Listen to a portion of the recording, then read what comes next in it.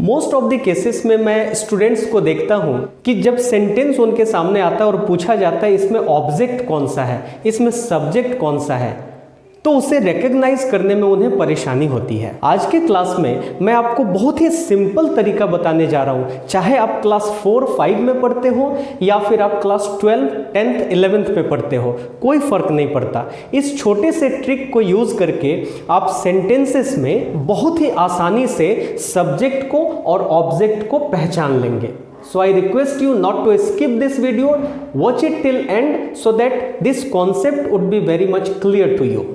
तो यहाँ सेंटेंस मैंने लिखा है he wants to eat an apple, वह सेब खाना चाहता है। तो मुझे यहाँ पे देखना है सब्जेक्ट क्या है। मुझे नहीं पता कि यहाँ कौन सा वर्ड सब्जेक्ट का काम कर रहा है। मैं क्या करूँगा, मुझे अगर मेन वर्ब की पहचान है तो यहाँ मेन वर्ब क्या है, want यहाँ पे चाहना मेन वर्ब है, तो want। अब एक सिंपल सा काम आप करें कि जो मेन वर्ब है, मेन वर्ब के ठीक पहले आप एक कट लगाएं और वहां पे व्हाट या हु से सवाल करें। तो आप कैसे स्टार्ट करेंगे, या तो आप बोलेंगे who wants to eat an apple, कौन एप्पल खाना चाहता है, या फिर बोलेंगे what wants to eat an apple, क्या एप्पल खाना चाहता है। सो सबसे सुटेबल क्वेश्चन कौन सा लग रहा है कि who wants to eat an apple, कौन एप्पल खाना चाहता है, और उसका जो रिस्पॉन्स आएगा वो क्या आएगा, he wants to eat an apple. तो जब हमने वर्ब के पहले कट लगाया और सवाल शुरू किया हु या व्हाट से, तो जो प्रॉपर जवाब मुझे आ रहा है वो क्या होगा, सब्जेक्ट ऑफ द सेंटेंस होगा, मीन्स ही यहाँ पे सब्जेक्ट हो गया। Let's see another example, I play football. आपको फिर से वही काम करना है। यहाँ पे वर्ब क्या है, प्ले। तो जैसा मैंने बोला यहाँ कट लगाइए और सेंटेंस को स्टार्ट करिए हु या व्हाट से। तो जब आप स्टार्ट करेंगे हु प्ले फुटबॉल, तो जवाब आएगा I play football, means I क्या हो गया, सब्जेक्ट हो गया। यहाँ जब आप व्हाट से शुरू करते, व्हाट प्ले फुटबॉल, क्या फुटबॉल खेलता है, तो ये सवाल नहीं बनता। तो हमने हु से यहाँ पे किया था, इसलिए हमको आई रिस्पॉन्स मिल गया, आई यहाँ पे सब्जेक्ट हो गया। तो इस तरह से आपने देखा कि सब्जेक्ट को पहचानने के लिए हमें मेन वर्ब के पहले कट लगाना है और सेंटेंस को हु या व्हाट से स्टार्ट कर देना है। जो प्रॉपर रिस्पॉन्स आएगा वही हमारा सेंटेंस का सब्जेक्ट होता है।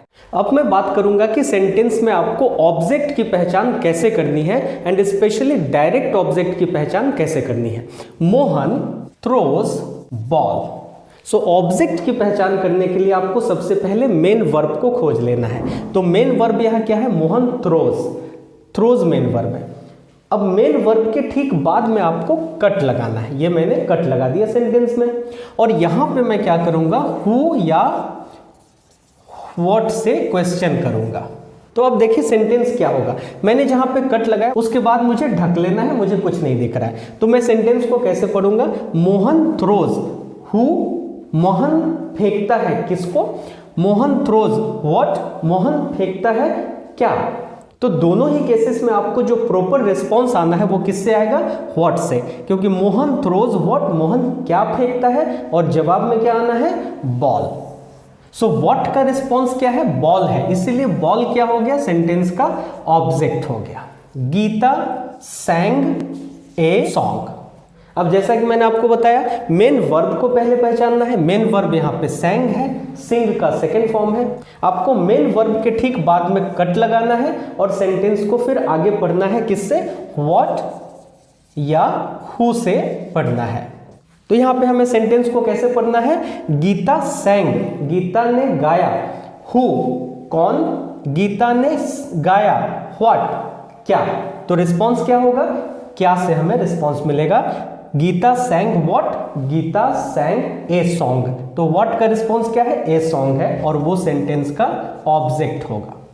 तो स्टूडेंट्स ये बहुत ही आसान होता है। जब आपको सब्जेक्ट पहचानना हो तो मेन वर्ब के पहले कट लगा के हु या व्हाट से सवाल कर ले, और अगर ऑब्जेक्ट पहचानना हो तो मेन वर्ब के ठीक बाद में कट लगा के हु और व्हाट से सवाल कर ले। जो भी प्रॉपर रिस्पॉन्स आएगा वो सेंटेंस का सब्जेक्ट होगा और ऑब्जेक्ट होगा। To play seems difficult. अब यहाँ आप देखें, मैंने जैसा बताया आपको सब्जेक्ट की पहचान करनी है। क्या करेंगे आप? मेन वर्ब को ढूंढेंगे। तो मेन वर्ब कौन होता है? यहाँ पे सिम्स। तो मेन वर्ब के पहले हम कट लगाएंगे और सवाल करेंगे हु से या फिर व्हाट से। व्हाट सिम्स डिफिकल्ट, क्या डिफिकल्ट प्रतीत होता है? तो जवाब क्या आएगा? To play, right. तो यहां पे टू प्ले क्या हो जाएगा? सब्जेक्ट हो जाएगा। अब आपने देखा ये टू प्ले क्या है? ये तो ना नाउन है और ना ही प्रोनाउन है। जैसा कि हम जानते हैं ट्रीज, मैन, बॉल, पेन, ये सब नाउन होते हैं, प्रोनाउंस होते हैं। ही, शी, इट, ये सब प्रोनाउन होते हैं। तो ये तो ना नाउन है और ना ही प्रोनाउन है, लेकिन फिर भी यहाँ पे हमने इसे सब्जेक्ट बोल दिया। इसका मतलब है कि हमें सब्जेक्ट पहचानने में तो कोई प्रॉब्लम नहीं है, और जब हमने सब्जेक्ट पहचान लिया तो हमें यह भी पता है कि कोई भी सब्जेक्ट या तो नाउन होता है या प्रोनाउन होता है। ऑफ कोर्स ये प्रोनाउन नहीं है तो ये क्या होगा? नाउन होगा। तो एक नई बात हमने यहाँ पे सीख ली कि टू प्ले जो एक इन्फिनिटिव है, जो एक वर्ब का फॉर्म है, वो सब्जेक्ट का काम भी कर सकता है।